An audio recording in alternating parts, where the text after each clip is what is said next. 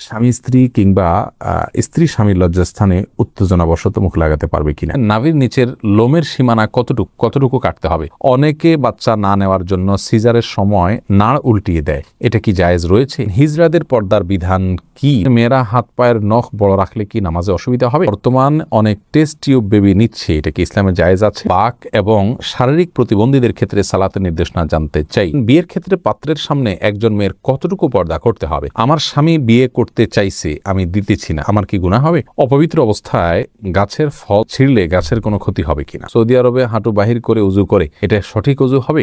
নাফিজা নুজহা জানতেছেন রাতে নখ কাটা যাবে কিনা, যাবে। গোসলের পর নখ কাটলে কি অপবিত্র হয়ে যাবে? না, হবে না। ফাইসাল, আপনি প্রশ্ন করেছেন অপবিত্র অবস্থায় গাছের ফল ছিঁড়লে গাছের কোনো ক্ষতি হবে কিনা। এর উত্তর হলো অপবিত্র অবস্থায় গাছের কোনো ফল ছিঁড়লে গাছের কোনো ক্ষতি হবে না, এমনকি যিনি ছিঁড়বেন তারও কোনো ক্ষতি হবে না।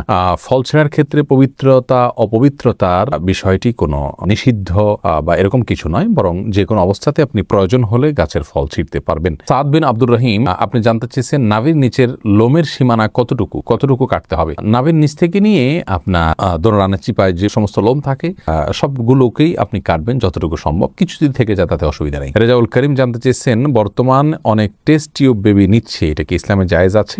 টেস্ট টিউব বেবি, এটাতে ইসলামের মৌলিক নির্দেশনা হলো যদি স্বামী স্ত্রীর বীর্য এবং শুক্রাণু থাকে এবং আরো কিছু শর্ত আছে, সেক্ষেত্রে মৌলিকভাবে এটি জায়েজ রয়েছে যদি নিরুপায় ব্যক্তি হয় তার জন্য। জাকির কাজী জানতে চেয়েছেন কোনো কারণে কবর পরিবর্তন করার বিধান কি? কবর পরিবর্তন করা যেতে পারে বিশেষ কোনো কারণে, আপনার কবরের উপরে হয়তো কোনো গৃহ বা মসজিদ সম্প্রসারণ করতে হচ্ছে, তাহলে সেক্ষেত্রে কবরে যিনি শায়িত আছেন তার ধ্বংসাবশেষকে কোনো একটা ব্যাগে বা কিছুতে নিয়ে অন্য সাধারণ কবরস্থানে একটা কবরে দাফন করে দেওয়া, এটা বিধিবদ্ধ, এটা নাজায়েজ বা গুনাহের কোনো কাজ নয়। তবে সেটা একান্ত প্রয়োজন হলে তখন যে কোনো হেনতন অজুহাতে এরকম করা যাবে না, এটা কবরের বাসীর প্রতি অসম্মান প্রদর্শন হবে সেক্ষেত্রে। তানজিন মিষ্টি জানতে চেয়েছেন মেয়েরা হাত পায়ের নখ বড় রাখলে কি নামাজে অসুবিধা হবে? নামাজ হয়ে যাবে যদি আপনি নখের ভেতরে চিপায় পানি পৌঁছাতে পারেন, তাহলে সেক্ষেত্রে নামাজ হয়ে যাবে, নামাজের কোনো সমস্যা নেই। তবে যদি ব্যাপারটি এরকম হয় যে নিচে পানি পৌঁছাচ্ছে না, অতিরিক্ত হওয়ার কারণে ময়লা জমে যাচ্ছে, তাহলে সেটা একে তো অনুচিত, দ্বিতীয়ত হলো যদি পানি না পৌঁছে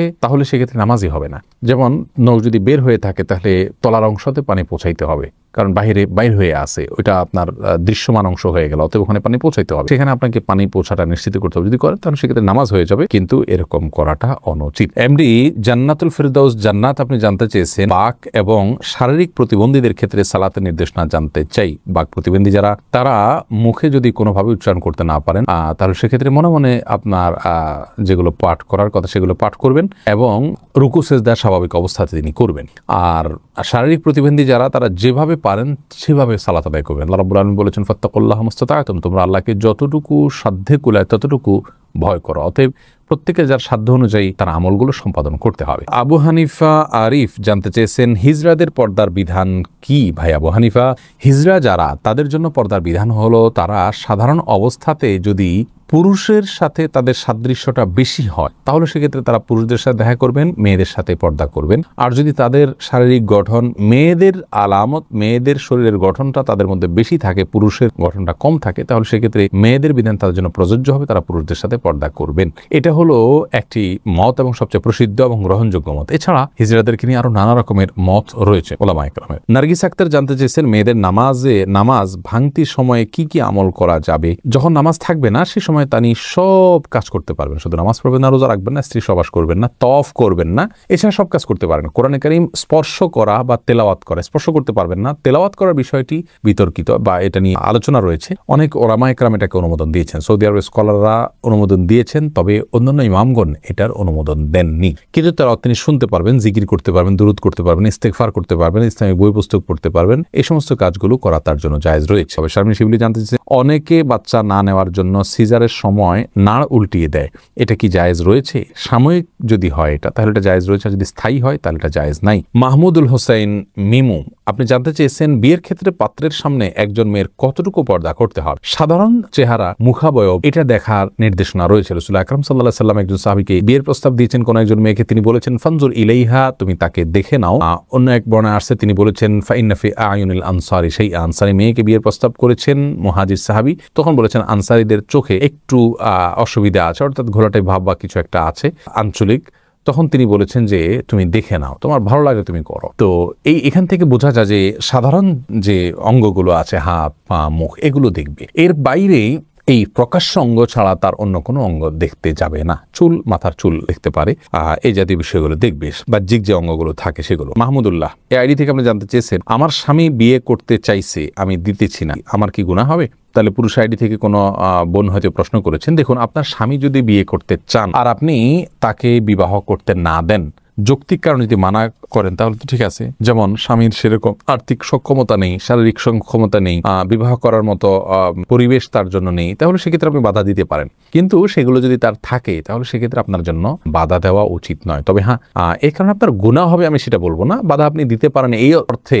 যে আপনি সতীন চাচ্ছেন না, আপনি স্বামীর কাজের পরিণাম তাদের উভয়ের জন্য ভালো হবে না, সেই দৃষ্টিকোণ থেকে আপনি বাধা দিচ্ছেন, তাহলে আপনি দিতেই পারেন, গুনাহ হবে না। কিন্তু যদি আপনার আল্লাহর বিধানের প্রতি আপনার অবজ্ঞা থাকে এবং অশ্রদ্ধা থাকে, তাহলে সেটি ভিন্ন কথা। সেটার কারণে হলে গুনাহ শুধু হবে না, তার কারণে ঈমানও যেতে পারে। বিল্লাল বাঙালি আপনি জানতে চেয়েছেন, সৌদি আরবে হাঁটু বাহির করে উজু করে, এটা সঠিক অজু হবে? অজু হয়ে যাবে ভাই বিল্লাল, তবে হাঁটুর কাপড় সরিয়ে ফেলা এটা জায়েজ কিনা সেটা হলো মূল প্রশ্নের বিষয়। অজু নিয়ে এটা নিয়ে আপত্তি নেই, হাঁটুর কাপড় উঠায় উজু করলে উজু হয়ে যাবে, বা উজু অবস্থায় হাঁটুর কাপড় উঠে গেলেও উজু থাকবে, নষ্ট হয়ে যাবে না। কিন্তু হাঁটুর উপরে কাপড় উঠানো পুরুষের জন্য এটা জায়েজ কিনা, বিশেষ করে অন্য পুরুষদের সামনে, এই নিয়ে ওলামা একরামের এবং ফোকা একরামের মতো পার্থক্য আছে যে হাঁটু এটা সতরের অংশ কি না। বিশুদ্ধ মত অনুযায়ী এটা সতরের অংশ।